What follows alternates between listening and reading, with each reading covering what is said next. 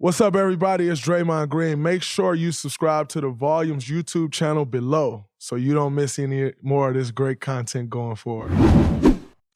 What's up, everybody? Welcome back to the Draymond Green Show. This next guest, I am honored to have, is actually the first woman on the Draymond Green Show.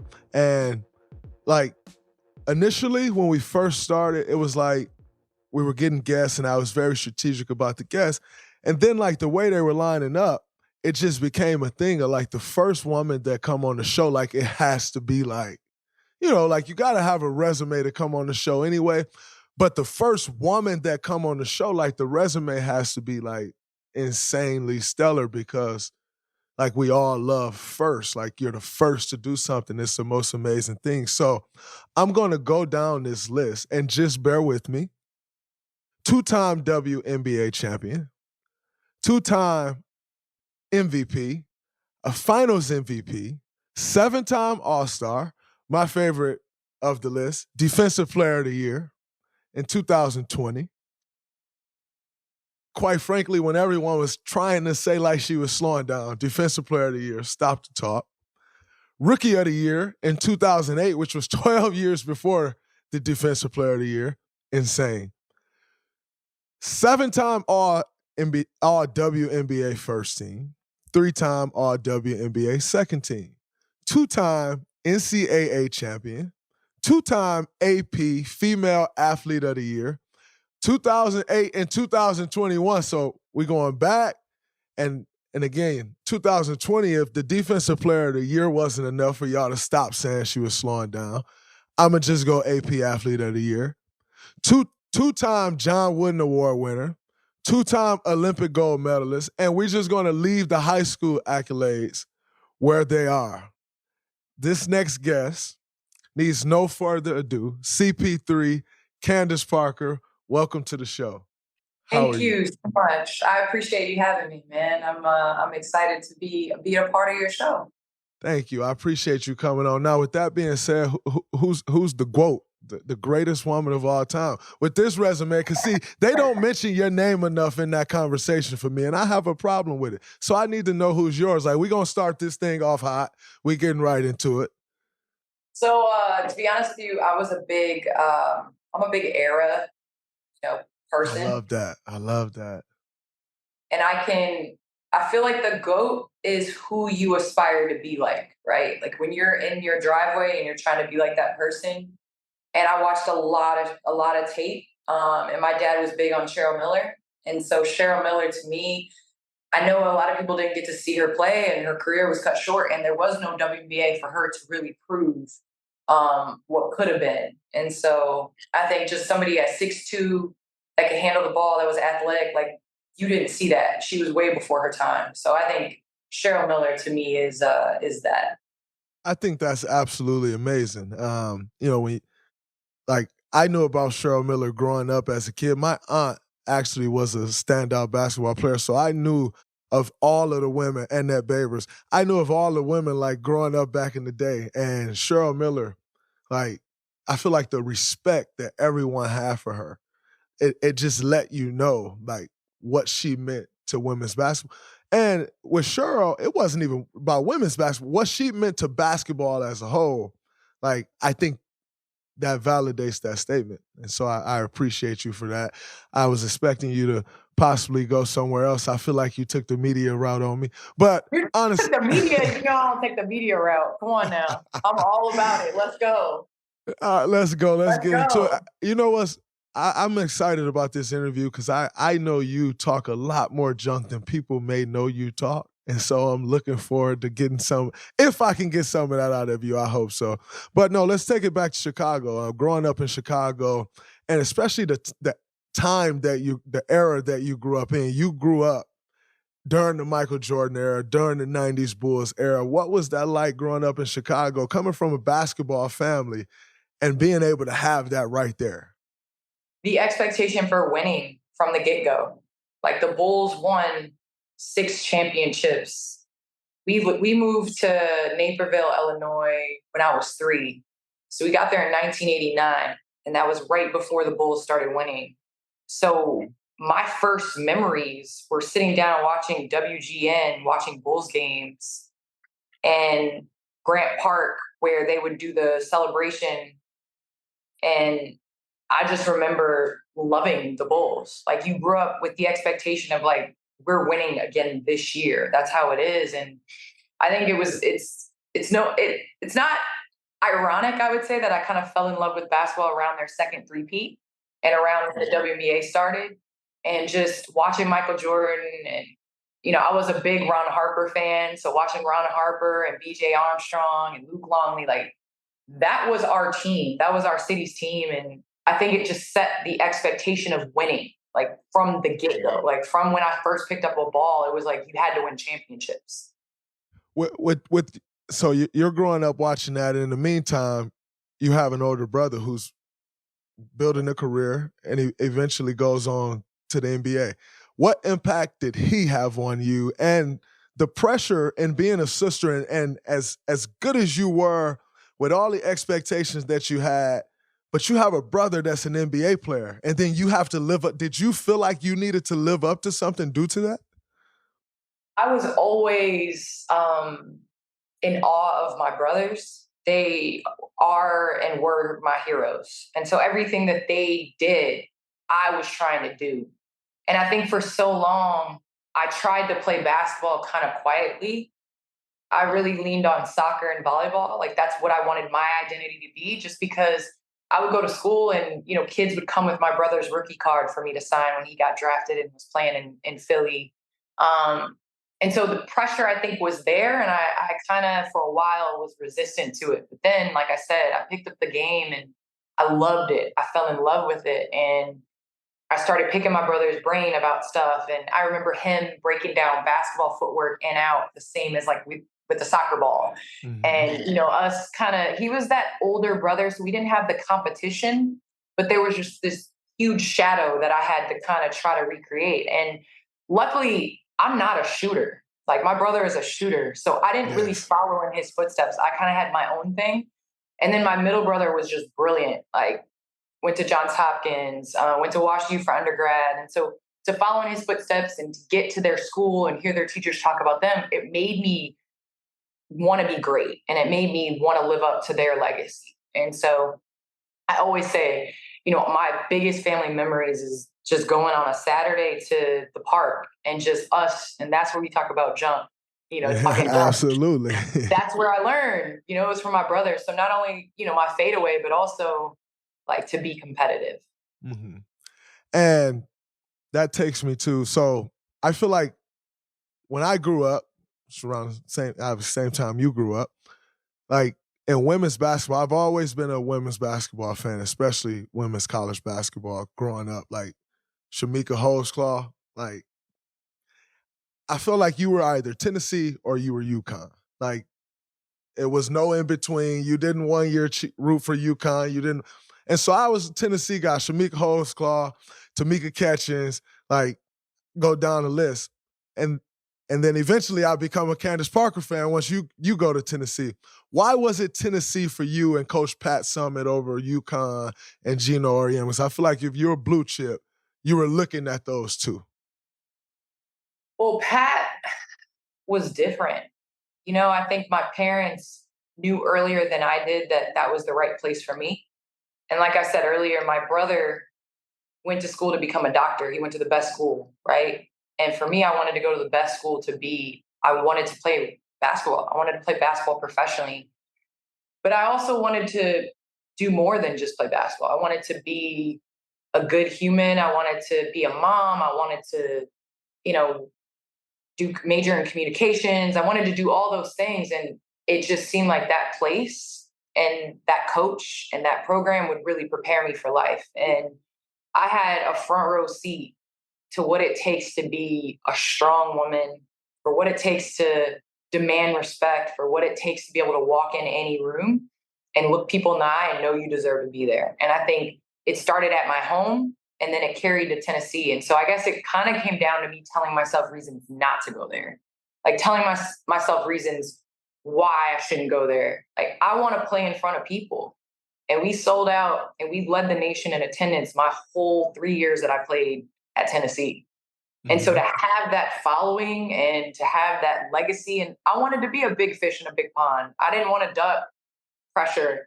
I wanted to win a championship and be one of the best and one of the greatest to play for one of the greatest programs. And so I think that competitive element kind of came out in me. Mm-hmm. No, I like I said, I was happy you went to Tennessee. I always grew up a Tennessee fan in Pat Summers, so that was. But Draymond, like with you going to play for a coach like Tom Izzo, that you knew was going to prepare you, like nothing you face today is a surprise because of what you experienced in college. Like absolutely that type of guy, No, 100%. Like the toughness that you had to have to play for Tom Izzo. Like the things that I'll go through in the NBA, I'm like, it's a piece of cake. Like I play for Izzo every day. Like when you speak of Pat, it speaks so much to me of my experience with Coach Izzo. Like I love that man to death. I've heard you speak about Pat, and like I hear every opportunity you get. Now, to this day, you keep her name alive, and I honor that because Coach Izzo for me, like I'll give my right arm for Tom Izzo. Like the things that he's done for me in my life and teaching me, like I didn't know how to work hard. Like what's that? Like I thought what I was doing was working hard. Like teaching me how to work hard, to get in shape, like how to compete. Like one of my main skills in the NBA is competing. Like I don't think people understand that's a skill. Like Tom Izzo really taught me how to like compete at a high level. Now, I think some of it's innate, right? Like you have to have some of it. But for me, with Tom Izzo, like the reasons but I was going to Kentucky. Tubby Smith left, but I always wanted to go to Michigan State, and I didn't really have an offer. And then when I decommitted, I had the offer, and I went right away because I loved what Izzo stood for, and I knew the man he would help me grow into, and I knew it was so much more than about basketball, and that's what I've watched y'all have. Underestimate the value of life lessons in college. Like the ball eventually is going to stop bouncing. It doesn't matter how great you are. It doesn't matter.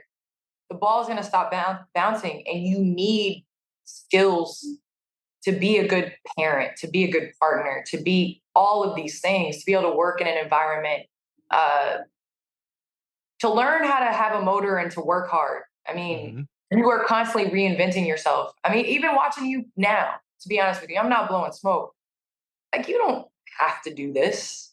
You don't have to, but you're setting yourself up for the next. And I think a lot of athletes kind of ride this wave and they don't prepare for the next, which is good.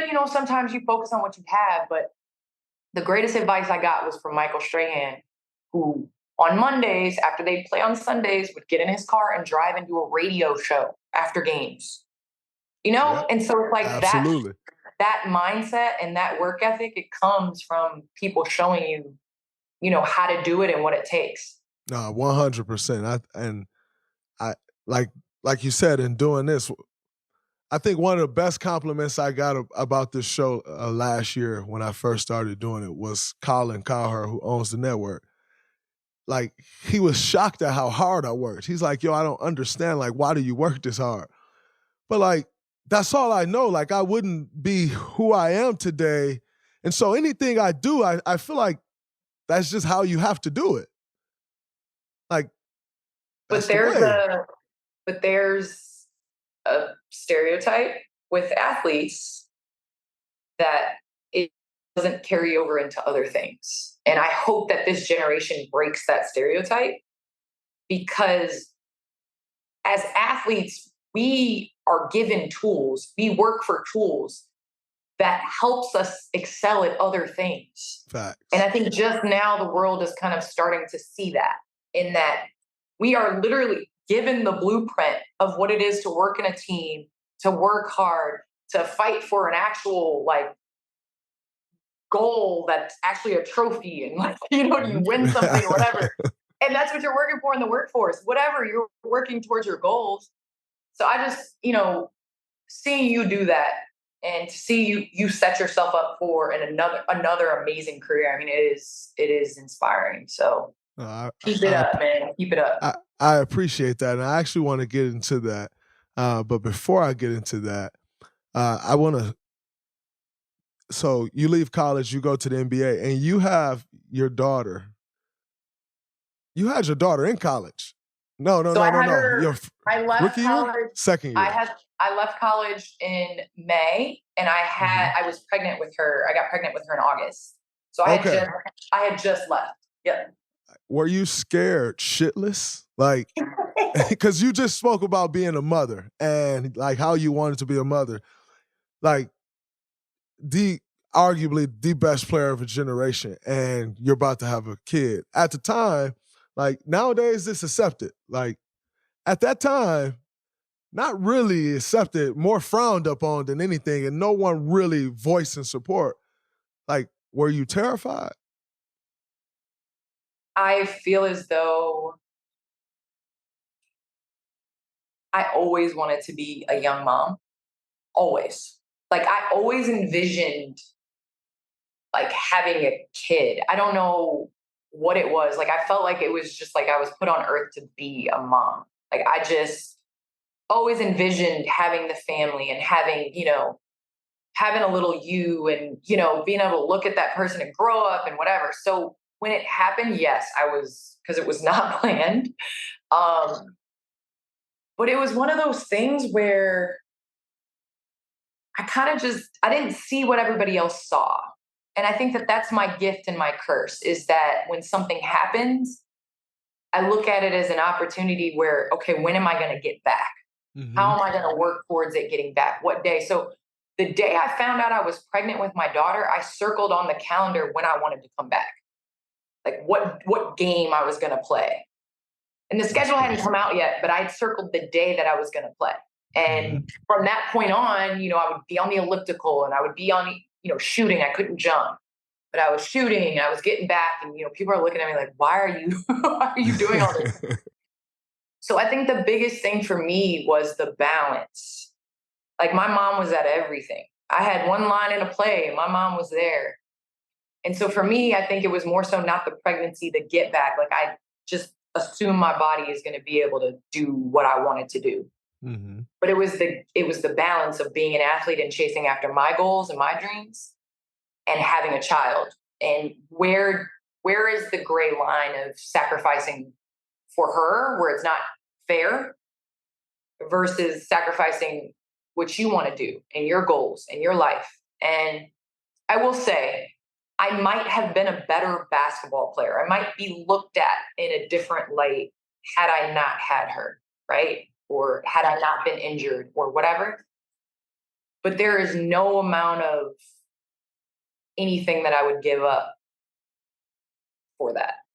Like the fact that she's been able to be a part of my career, to Whole see journey. me, like we've grown up together. We've lived in China and Russia and Turkey and gone all over the world. We're going to Japan in a couple weeks. And I I just feel as though like it was my purpose. And, I think it opened my eyes to the way that the world perceives mothers. Mhm. And, I mean, it's interesting. And I will say the NBA has changed the stigma a bit. Like you walking in with your son for the tunnel, whether you know it or not, it makes a difference. Because guess what? In the media, they're asking me where my kids are when I'm on a Yeah. road trip. You know, Yep. they're not asking you, they're not asking Steph, they're not asking LeBron, like who's taking care of the kids while you're gone. So the stigma that dads don't have to have that responsibility has been there constantly, and so I think just, I know I kind of digressed a little bit, but I think having my daughter has completely set up who I am and what I'm about. And I have a life outside of basketball. I have Absolutely. passions outside of basketball. And I think for a while I was tunnel vision and I lived and died by it. And I think as a competitor, it's good, but as a human, it's not. And so Yeah. my daughter gives me that. Like she loves me no matter if I score 25 points or if I score 3 points. So Absolutely. yeah, so I think it was a growing up moment for me for sure. And y'all immediately go to Los Angeles of all cities to like have to deal with all of the stuff that come with that. Now, how is that adjustment with a small baby and moving to Los Angeles, expected to be great? Like all right, you just had this kid and you still expect it to be great. And I don't think people may realize it now, but again, we have to remember this is years ago. That the Los Angeles, like plans for the Los Angeles Sparks right after Lisa Leslie, that's a big thing. And so now you're expected to carry that with a little baby. What was that experience like? I only know one way. You know, I'm going to try to be the greatest basketball player I can, and I'm going to try to be the greatest mom I can. And sometimes I screwed up at both of them, you know? But I will say this. I think I don't feel like I feel pressure from the outside because the expectations that I put on myself are way greater than what anybody could think or want or have of me. And so I didn't feel the pressure. I think more so I felt the frustration of not winning right away. I felt the anger of feeling like, you know, you're kind of in mud a little bit in terms of your talent level and what you're doing. And I mean, I had a baby and then I was injured and then there were these expectations to win. And sometimes maybe the team wasn't built in the way that I kind of saw, you know, what would be beneficial to us. We had a bunch of heartbreaks and last second shots. But, you know, all in all, I think I was just trying to focus on doing all I could to get that championship. And I didn't envision, like when I came in the league, it was like, how many rings do you want to win? I was like 6, like Mike, you know, I want to win 6. And then as you go through it, you realize how fucking hard it is to win a championship. Crazy. How hard it is. And people look at it like it's just so easy, and it's not. And so dealing with the pressures was nothing because I wanted to win. Mm-hmm. I didn't care. I just wanted to win. And so I think just that was what kept me up at night. It wasn't what people were saying about me or anything like that. It was just the fact that I wanted to win a championship. I feel like guys, like the more that I've won and like you just said, how hard it is. Yep. I feel like I have a softer spot for guys that hasn't. For instance, Damian Lillard. Yeah. Like James Harden. You think of these guys who's had these incredible careers and haven't won a championship. And like I used to talk a lot. I used to always, and like I still will, like Charles Barkley, like never won a championship, Chuck. Like I'm still going to talk about him. But there's also another side of me that's like James Harden. Does James Harden win a championship if he don't run up against us every year in the conference finals? Like, I mean, would Malone have won? Karl Malone would have won a championship, or John Stockton would have won a championship if MJ wasn't, or Dominique Wilkins when Atlanta. Exactly. I mean, we talk about all these guys. Yeah. But then these guys end up being discredited, like for what they done in their careers because they didn't win a championship. But actually, only you and I, and obviously other champions, knows how hard it really is and all of the things that has to go right in order for it to happen. You got to be, like, you have to be healthy at the right time. You got to be clicking at the right time. You got to get a little lucky. Like, but people underestimate and undervalue the luck element. Absolutely. Because you know I'm a Golden State fan. Like, it's Layla's favorite team. No, I am. I've told you this. Absolutely. Like, if you look back on if everything would have gone perfect, right?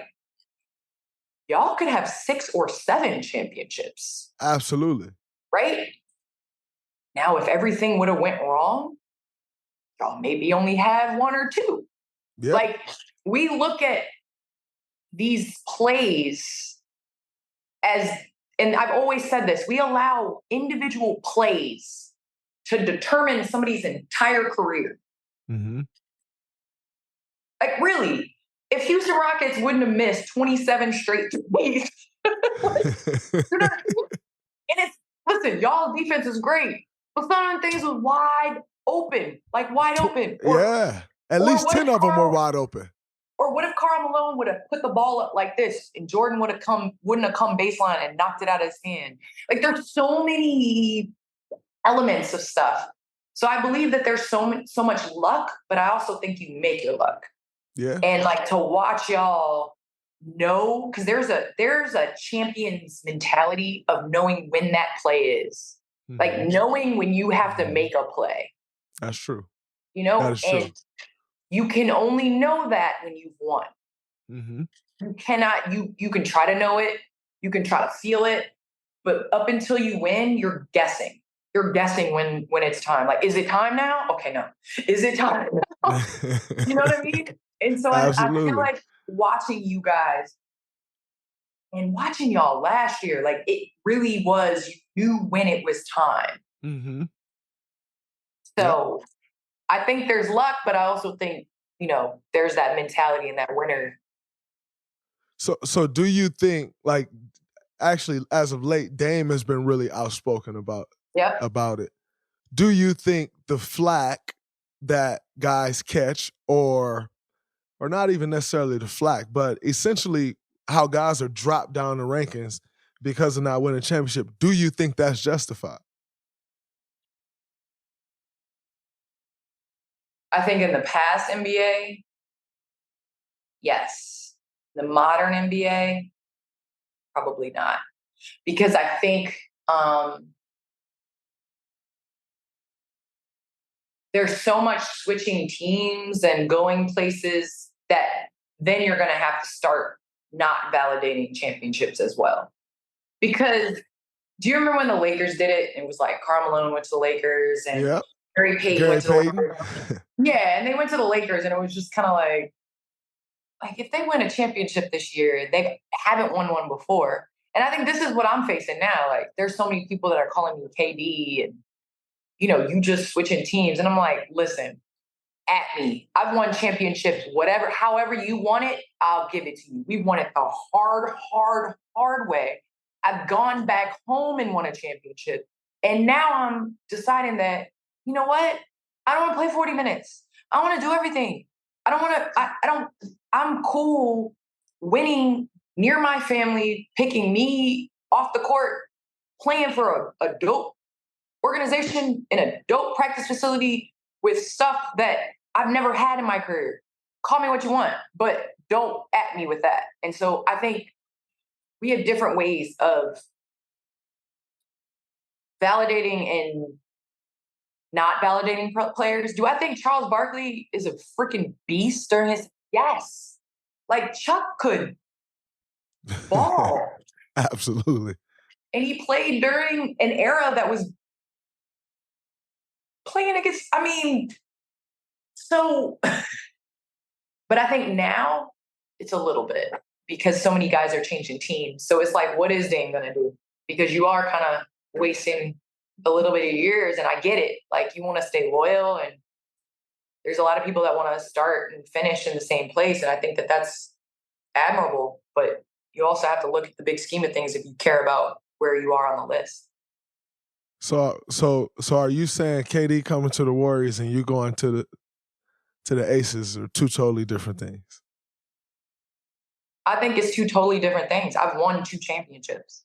So I think you're saying what you did is more LeBron than KD, essentially. Because LeBron went back home, won a championship. I'll be honest, yes. I think LeBron moved to the Lakers for yes, career-wise, but also business-wise. Yeah, like absolutely. He's talking about wanting to be a billionaire. Well, guess what? I want to be a female Magic Johnson. I want to be a businesswoman, and I want to take female sports and female athletes and have them looked at differently in tech, in investment, in just business in general. And so for me, I think it was family, it was business, and it was basketball. And it's like, and I think that was the main priority. Draymond, I have not had a locker in my entire career. I've been in the WNBA for 16 years, and I have not had a locker where it has my name on it and I can leave my shit and then come back and know my shit gonna be there. I have not had that. Really? that's my own, that you walk into, and this is your own area. Nobody else, there's no old people walking through. And it's not to say this is a bad thing, but I'm saying, like, I fought so hard to, like, bring the WNBA along that I've never had a practice facility where I can just go get shots up at night. We've always shared a Really? practice. Yes. And so my thing is I deserve that, right? Absolutely. I deserve that. I've worked my ass off and have been a part of growing the WNBA. And so I don't want to fight. I don't want to, I want my last couple years, if this is it, I want this to be something that I look back on and I'm like, man, like, I had that, like, I've seen progress. This is where we started and this is where we're at right now. So, your now teammate, Kelsey Plum, recently went on a podcast, and everyone's been outspoken about the flying private, which I want to ask you about. But also, she recently went on a podcast and she was discussing revenue sharing or the revenue. And she said, I'm not asking for equal pay in the NBA. And I can appreciate this, Kelsey, because I actually said some things very similar to some things that I'm starting to hear these days a couple years ago. And I caught a lot of flack for saying what I was saying. And I was just like, wow, that's interesting. But I'm starting to hear more of those things, so I can appreciate what Kelsey said, which was, I'm not asking for equal pay as the NBA players. I'm asking for equal revenue sharing as the NBA players. What is your feeling on that as far as, like, getting the equal revenue sharing, you and your business acumen and what you know about business and numbers? What's your take on the revenue sharing situation? Yeah, I'm on the Draymond Green podcast, so I can't hold back here. Absolutely not. So here's the thing, and I'm in agreement, and I heard what you said, and I'm in agreement with the fact that in a lot of areas, the WNBA tries to do things like the NBA, right? In their business plan, except that. Let's just be honest, right? So I guess to me, I was big on, if I'm being 100%, I feel as though we should not have a cap. I don't think we should have a cap. And I also think maybe to get to that point, maybe we have to de-unionize. Maybe we can't have the same setup as the NBA. And I say that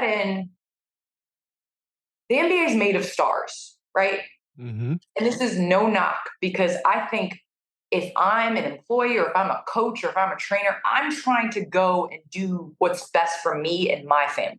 And if somebody wants to pay me all this money to come do something, I'm going to do it. I'm going to try to work out ways to carve out things where I can be successful. Right? But what's happening now is, as a league, a lot of times we're setting ourselves up to look like a charity. And I say that in a sense of, we're paying our coaches more than our star players. We're paying our GM more than our star players. And so then what does that say about the product? Right? Like, They're not coming to see Steve Kerr call plays. Mm-hmm. They coming to see y'all. Steve Kerr, great. He has an amazing blueprint, but you can't have him make more than your star player. Mm-hmm. And so I think and there's no league, no successful league there, that is, in the United States, even abroad, that pays their coaches more than they pay their star players. So I think we're already set up not in the best light. I also say this, I think that the way you have the product on display says a lot about the product, right? So even the pricing of the app is like, you're telling me it's like $14.99 or $29.29. What is that saying? Like, about our product? So I just think that all in all, even the jerseys, right? I went to Chicago and it's like, get to Chicago, everybody's excited about it. Can't find my jersey. Can't get my jersey. Can't buy my jersey. There's no production of my jersey. Right? Won the championship. People still can't find my jersey in an entire season.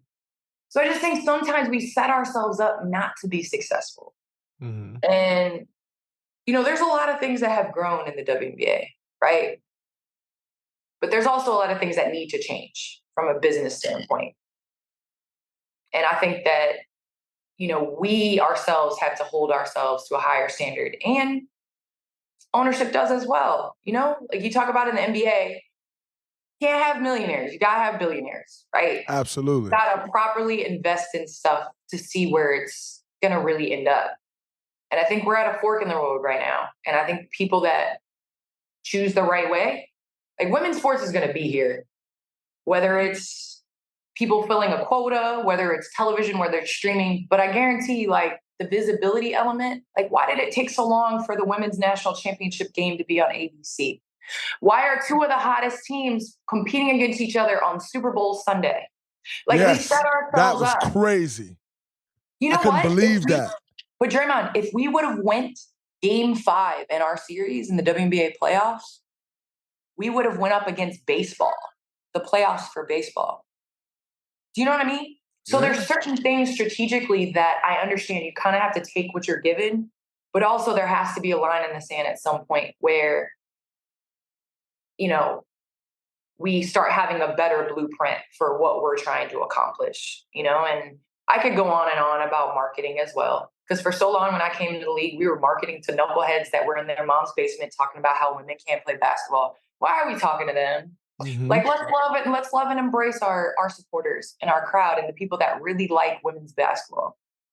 So, I mean, last thing, because I'm going to go on this rant forever, but, I always suggest, and I'm like, everybody, similar to how you all go overseas and play, right? Everybody should go play. We could go sell out TBA if I'm playing a home game at Thompson Bowling Arena in Knoxville, Tennessee. Mm-hmm. Let's go play in Orlando, Florida when they have their big AAU event. Mm-hmm.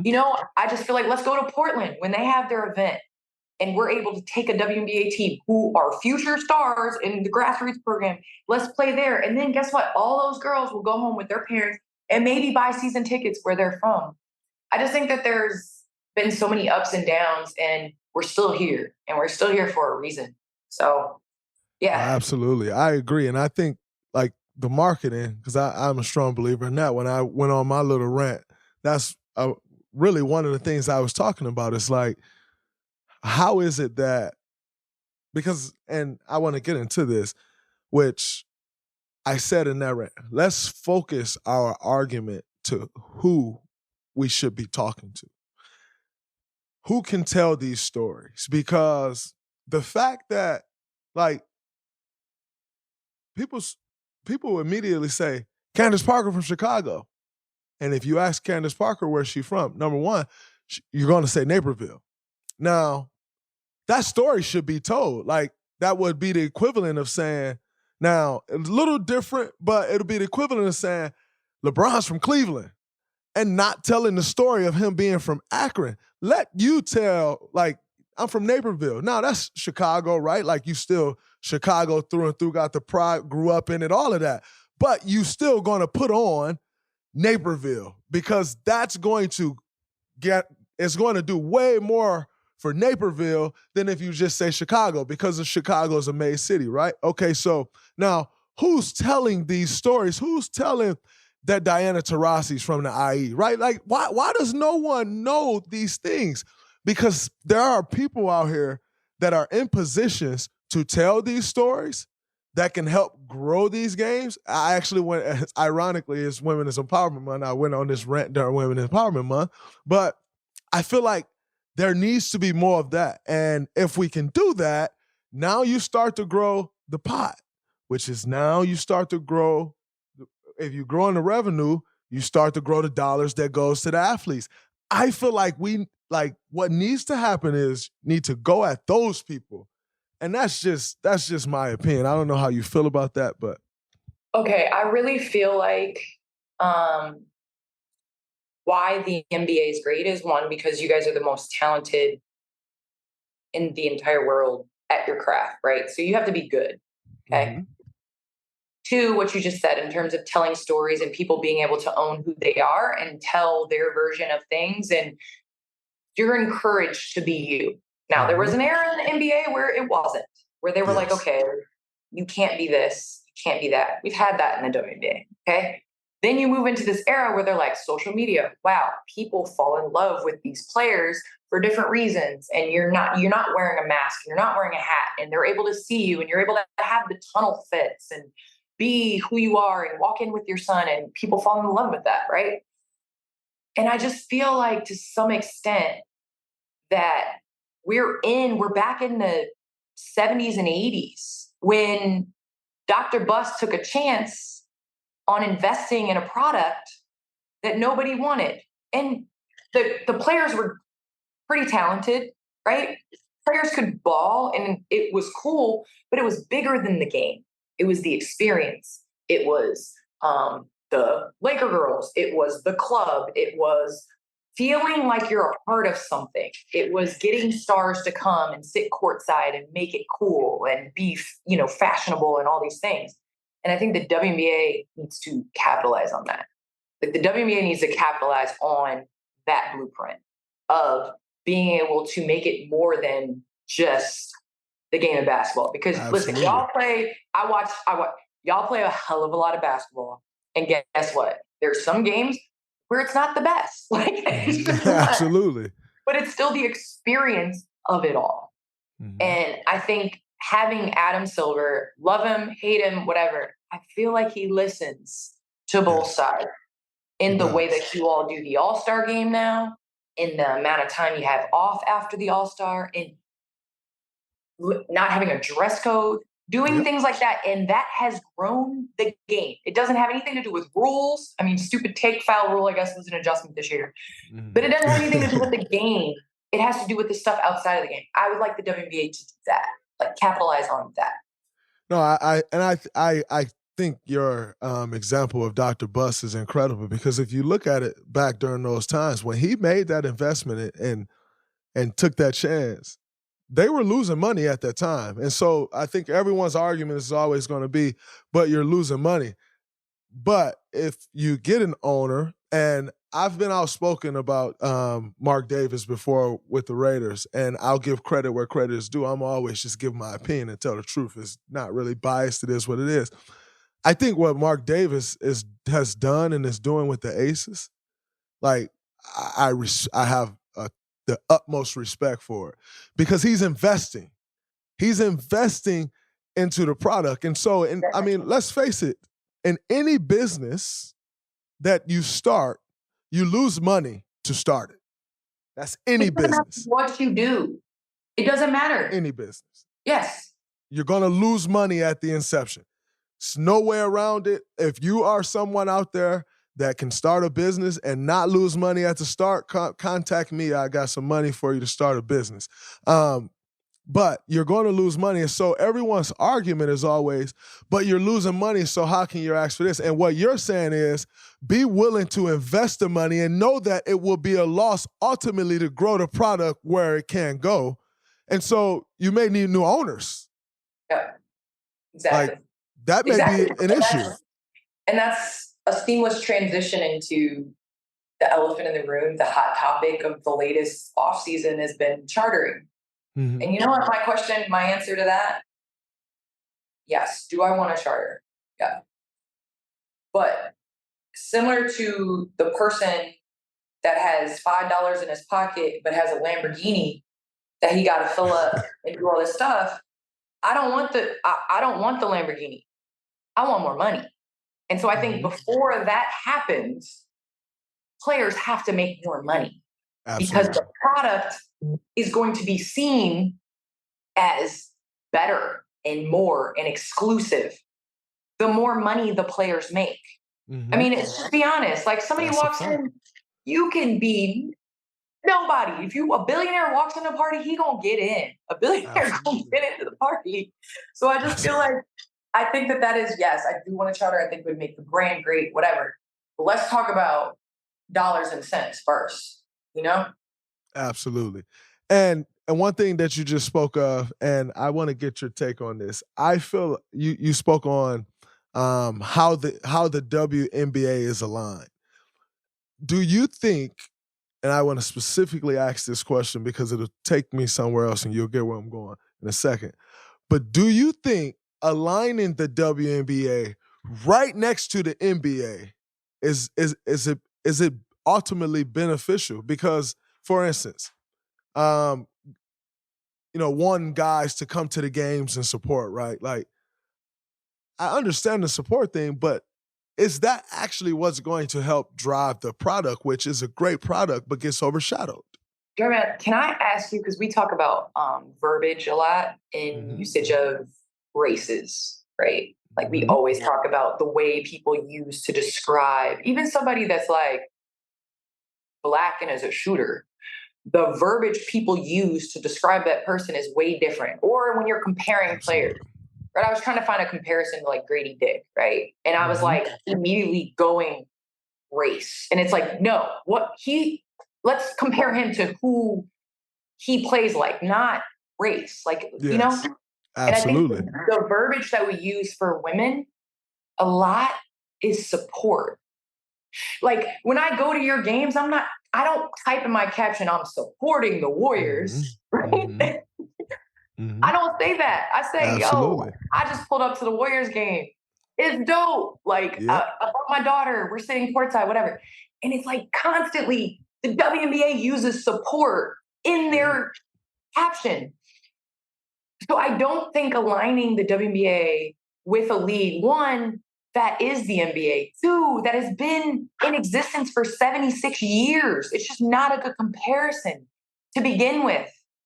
And so while we do lean on other ballers, it's other basketball players. I don't think we need to like have that, because I think comparison, when I say the comparison is the thief of all joy. Absolutely. It's like, you're not going to get joy from this if we're constantly comparing our all-star game, our signature shoes, our brand of basketball and points. Everybody wants to talk about your low scoring. Well, we play 40 minutes. Y'all play 48.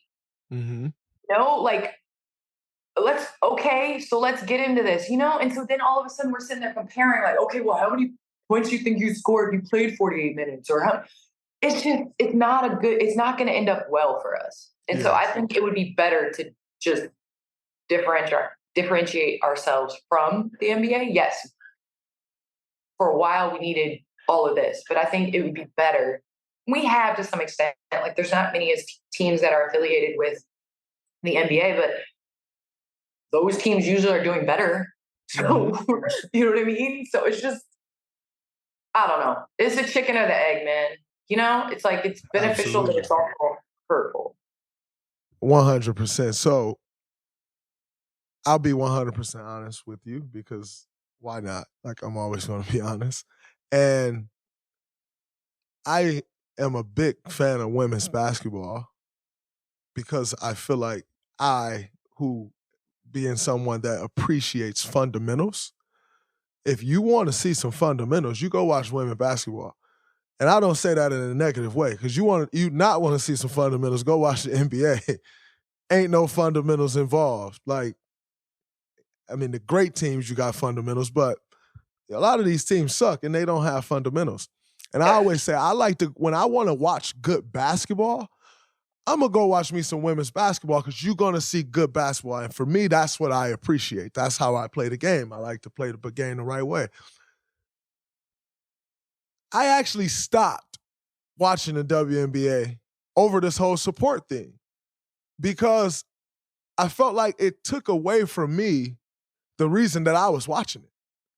I was watching it because I enjoyed the game. I was watching it because, like, there are certain players that I enjoy watching. Yourself, Chelsea, DT, Asia.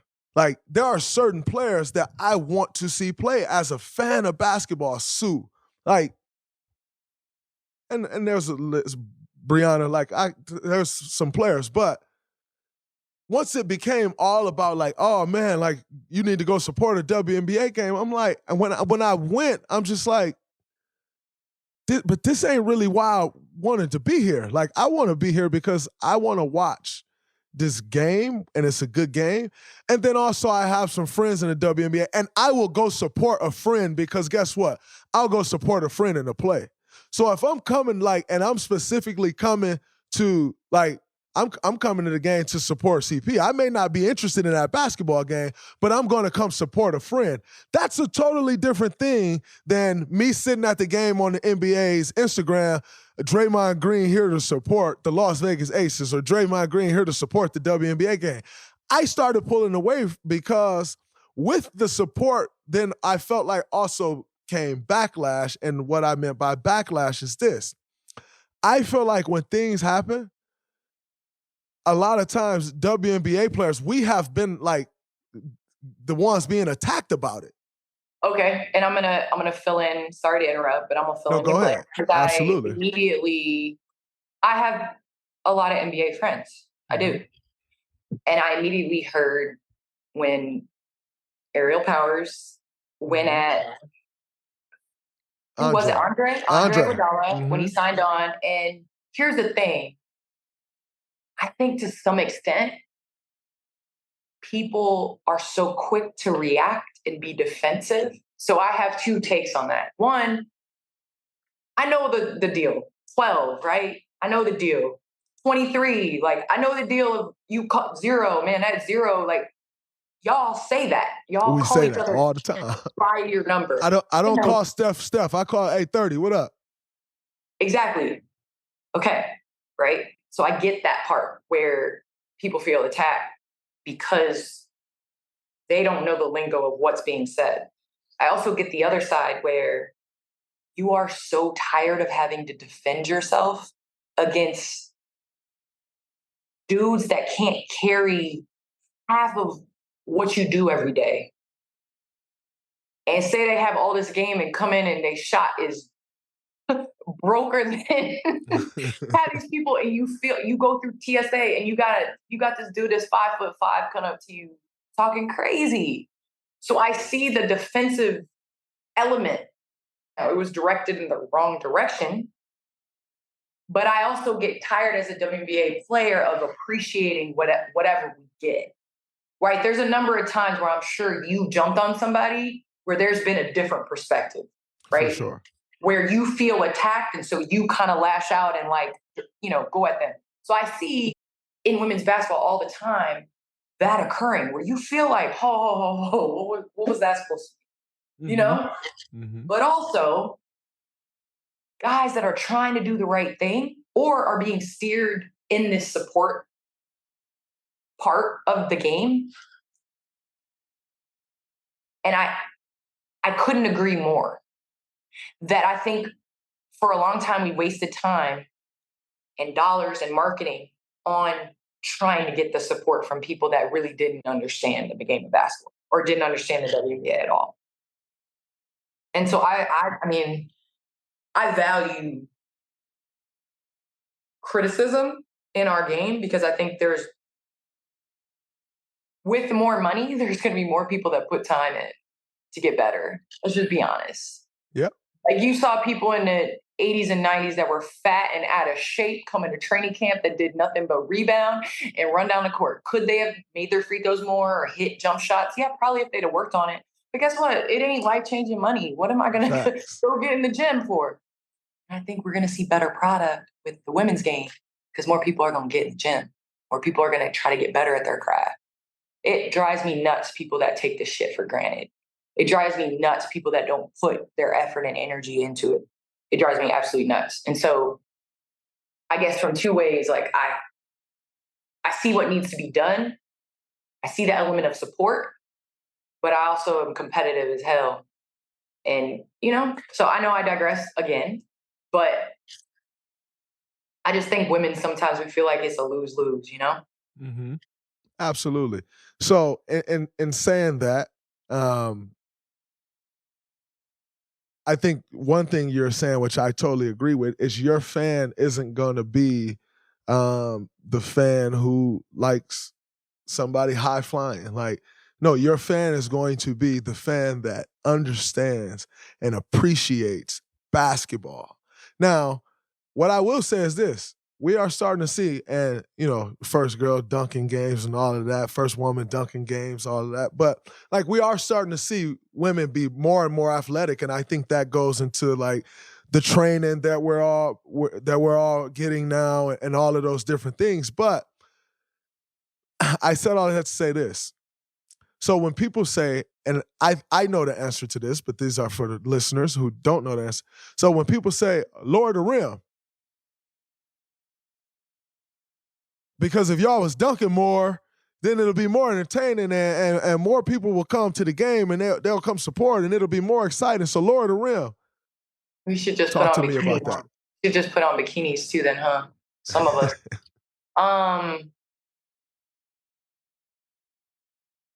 I disagree. And I'm actually, people call me on this too.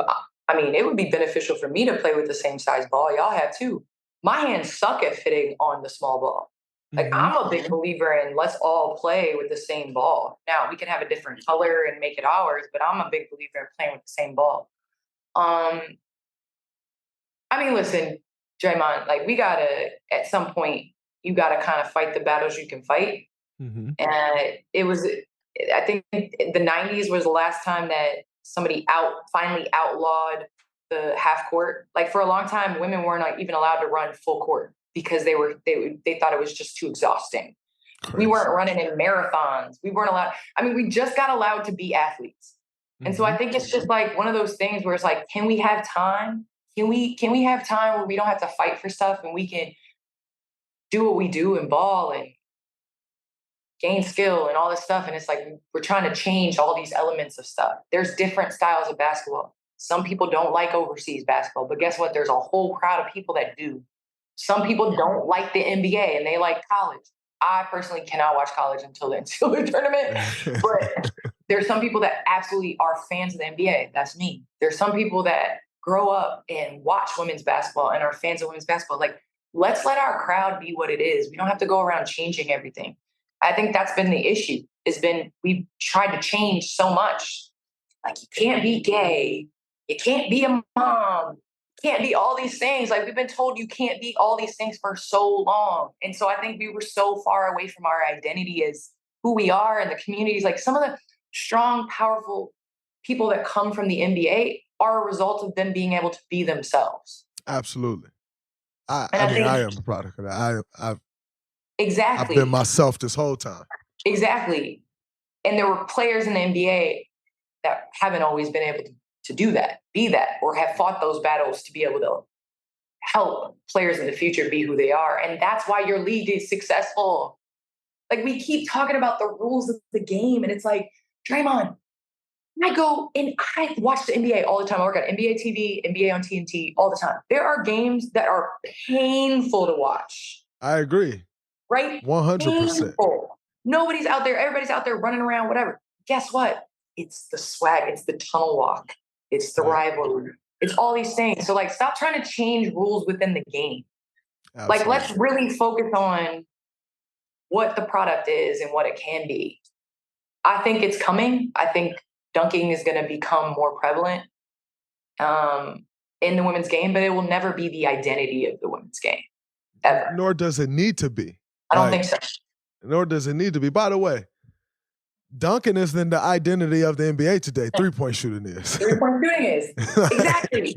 And earlier on, we spoke about setting up things for after basketball, and you are well into your next thing. Not only have you set it up, but you're well into it. You're thriving at it. Number one, congratulations.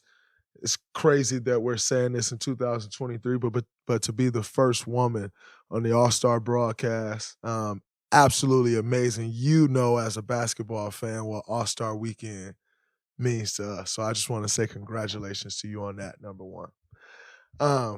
Secondly, what's TV been for you? Like, I know for me, if I'm being honest, doing TV and podcasts and stuff actually helped me recapture my love of basketball because it allowed me to get back to speaking about the game and its purity and to kind of get away from the business of it all and just speak about and just appreciate the game. What is going on TV? What has that been for you? Well, first it's a dream because I think it's the second best job. I think playing is the best job ever. And I think talking about basketball, I do that anyway. I'm a basketball junkie. I go home, it's always on television. We can watch a whole game, and I'm going to watch the roundup of Sports Center of NBA Game Time, whatever comes next. I'm going to watch it even though I just watched the whole game and probably going to watch it again. Like, that's just, I am a junkie for NBA basketball. I'm a junkie for just sports in general, football, like you go down the line.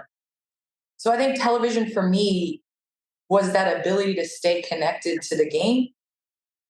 And I feel like I've had the upbringing of being around a table with brothers and us arguing without Google. Like we couldn't Google the stuff that we were arguing.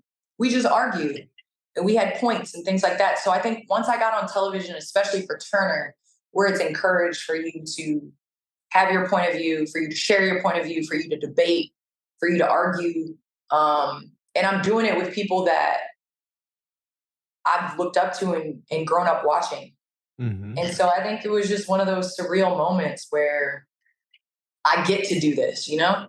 Absolutely. And I'm not telling myself that just to say it either. I'm not saying like, hey, I get to do this. And I'm telling myself to, push through days. No, I get to be on television and have a platform and share my opinion and talk about a game that I love, and get paid to do it. So I just think it's a unique position because I'm able to play and still commentate on the game. And so I think it's made me a better basketball player, but it's also made me a better commentator because I know the commentators I don't care for. You know what I mean? Like I know the commentators that rub me the wrong way when you make it like extremely personal or you attack me or you degrade or demean what I've tried to accomplish or what I'm doing or my intention, or you don't know something and you try to act like you know the whole story. And so I think it's made me a better person, like as a basketball player, but also as a commentator in the way that I'm able to critique 100%. individuals and stuff like that. No, I can appreciate that because I know in me doing this, one of my biggest fears was like to not be the guys that I hate hearing talk. And you can very easily fall into that if you're not careful because it's accepted. And it's a hot take. Yeah. And it's in some cases it'll get you a boost. But I never wanted to be that guy, so I can appreciate that. But we have the honor of being teammates, Turner Sports. Someone who recently just left, but Tara August, who kind of gave me the opportunity to come in this and who I'm very appreciative of. Can you speak to me about Tara August? And quite frankly, you've had the opportunity to work with her more than I have, but can you speak to me about Tara? Tara August is one of those people that is so talented, so personable. And we talk about how Ernie Johnson has set the culture at Turner from the talent standpoint of that everybody's going to come in, be respectful, have fun, uplift and empower others. Like you talk about that. And that's Tara on the business side. Like in terms of relationships and just caring, like there's nobody that cares more than she does. And it's the little things, like I think she has done so much in her career, but she still wants to empower and uplift others, and even though she's not a part of Turner anymore, we still talk obviously. And I know she's going to like take over the world. Like that's just how it is. And, I always look at people because I think the way that you demand and command respect is directly related to the way that you give it. And I think that Tara gives respect. And she has a way of like not, how can I say this? She has a way of not, she's done so much. She has so many things that she's accomplished. She's so great at what she does, but she doesn't want people to like know that, and she doesn't want to lead with that. And I also see eye to eye with her as well because she's always in a room full of men, Yes, you know? absolutely.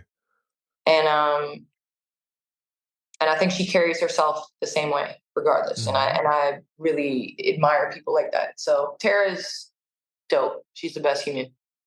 She is. She's super dope. I'm very appreciative of her, like I said, and just giving me the opportunity and kind of seeing like, yo, you should be doing this. And she's brutally honest, which I can always appreciate. Because as you know, you get to a space of where